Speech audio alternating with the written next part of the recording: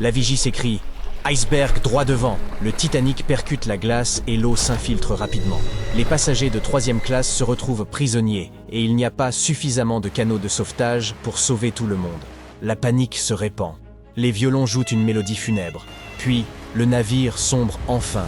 Bien sûr, nous connaissons tous cette scène emblématique du film Titanic. Mais si l'on vous disait que Hollywood ne nous a pas tout révélé?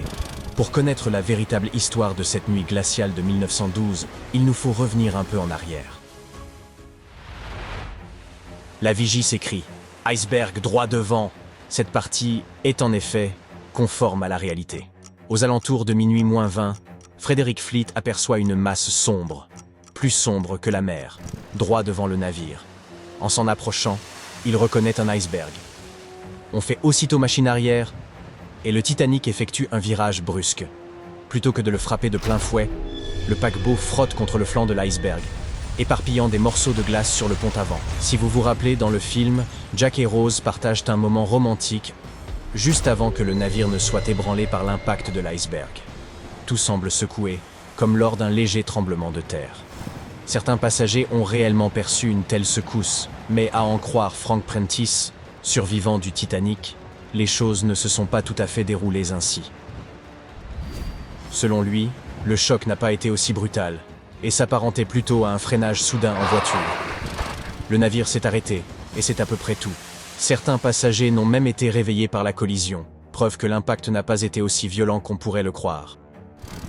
Monsieur Prentice, intrigué par la situation, a quitté sa cabine pour se rendre sur le pont.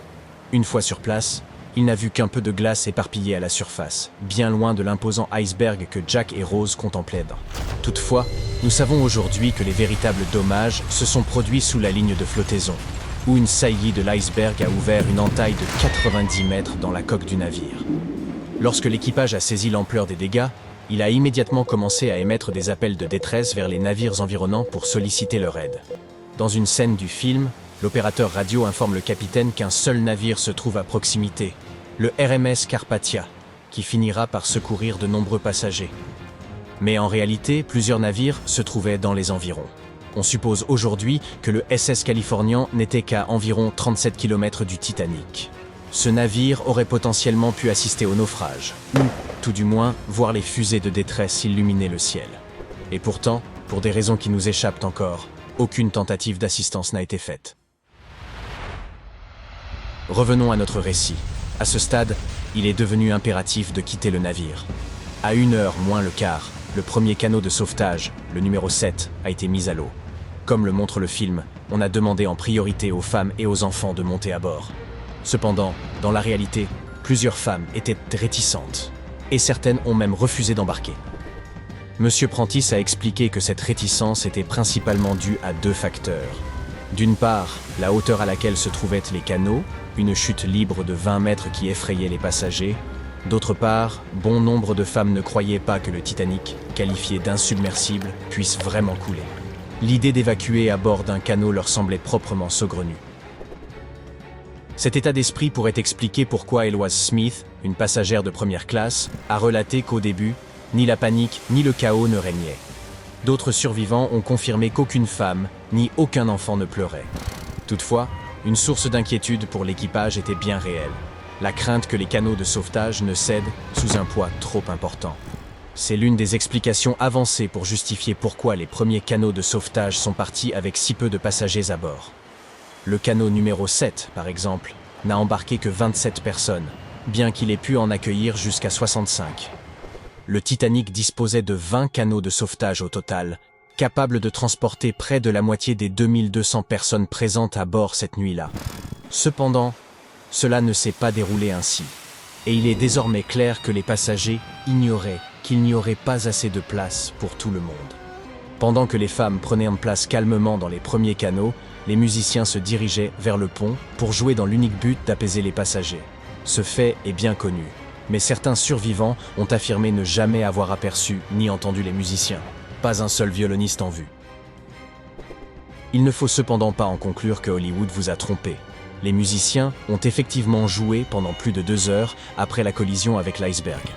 Peut-être que ces passagers étaient simplement trop paniqués pour remarquer la musique, ou que l'orchestre a commencé à jouer plus tard que nous ne l'imaginons. Passons maintenant à la question du traitement épouvantable réservé aux passagers de 3e classe. Le film dépeint l'équipage comme impitoyable, enfermant les plus démunis sous le pont, les privant ainsi de toute chance d'accéder au canot et de sauver leur vie. Toutefois, l'enquête officielle sur la catastrophe a conclu que cela n'était pas tout à fait exact. Certes, moins de passagers de 3e classe ont survécu par rapport à ceux des classes supérieures, mais d'autres facteurs ont également joué un rôle. De nombreux passagers de 3e classe hésitaient à abandonner le navire, préférant s'accrocher à leurs effets personnels et rencontraient davantage de difficultés pour remonter depuis leur cabine, située aux extrémités du navire. Certains survivants ont témoigné qu'ils n'étaient pas enfermés, bien au contraire. Madame George Wabi, une Libanaise voyageant en 3e classe, a raconté que lorsque l'incident s'est déclaré, quelques membres courageux de l'équipage et d'élégants passagers de 1re classe l'ont aidé à gagner le pont supérieur et à embarquer dans un canot de sauvetage.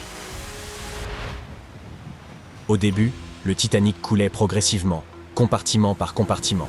Des passagers ont observé la montée des eaux et perçu des craquements et des détonations. Ensuite, un grand « boom » s'est fait entendre. Certains ont affirmé qu'il s'agissait d'une unique explosion, tandis que d'autres ont décrit une série de petites déflagrations, pensant que c'étaient les cloisons qui cédaient une à une. Un autre groupe n'a perçu qu'un grondement sourd. Ainsi, les récits sur les sons perçus divergent, mais un fait est indéniable. À 2h18, les lumières du Titanic se sont éteintes, plongeant le navire dans une obscurité totale. Tandis que la proue s'enfonçait davantage, la poupe se redressait hors de l'eau, exerçant une pression considérable sur le centre du navire et provoquant ainsi sa rupture. Dans le film de James Cameron, ce moment est représenté de manière absolument dramatique, avec le navire coulant presque à la verticale.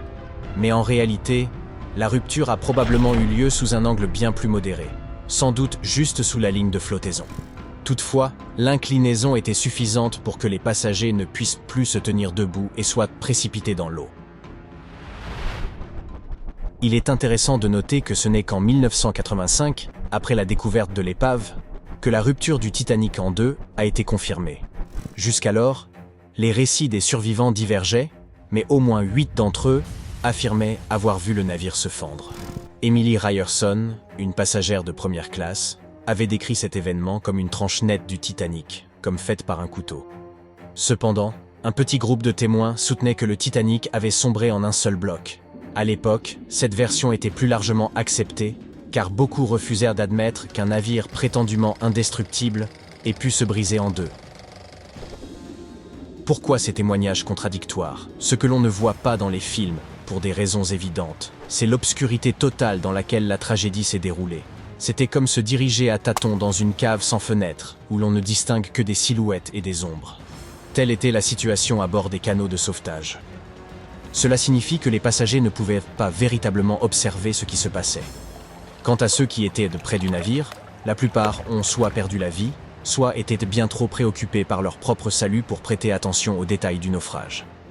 Quoique le film de James Cameron n'ait pas totalement rendu justice à l'atmosphère terrifiante de cette séquence, la série télévisée Titanic de 2012 a bien mieux saisi l'ampleur de cette terreur nocturne.